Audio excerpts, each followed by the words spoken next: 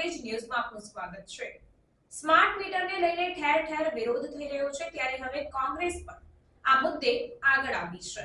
કોંગ્રેસના પ્રદેશ પ્રમુખ શક્તિસિંહ ગોહિલે આ મુદ્દે નિવેદન આપ્યું હતું।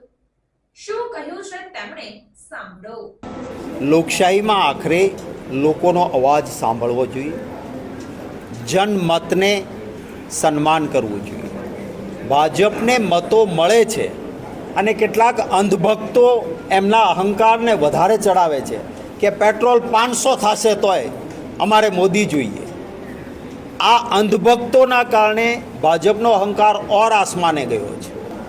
મીટરો મૂકવાતા ને આ ચૂંટણી આવે એ પહેલાં કરી દેવાતા ને, લોકો પાસેથી મત લઈ લેવાના અને પછી કોયડા મારવાના છે તમારે।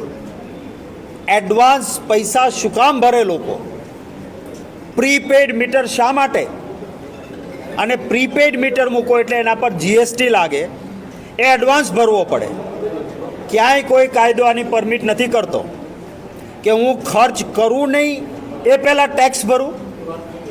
હું મારે આ કુર્તા લેવા જવો હોય, ખરીદ કરું ત્યારે જીએસટી લાગે, પણ મારે ભવિષ્યમાં કુર્તો ખરીદવાનો છે એટલે આજે જીએસટી ભરું, આવું ક્યાંય હોય ખરું?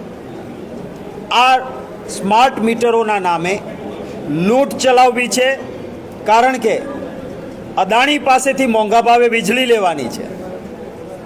એ મોંઘા ભાવે વીજળી લેવાની પોતાના મિત્ર માટે એનો ભોગ ગુજરાતના મતદારોએ બનવાનું।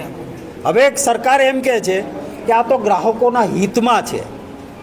હું કાયદો જાણું છું, ગ્રાહકોના હિતમાં હોય તો એને ઓપ્શન આપો કે ભાઈ મારે મારું હિત જોઈએ છે, મને સ્માર્ટ મીટર આપો।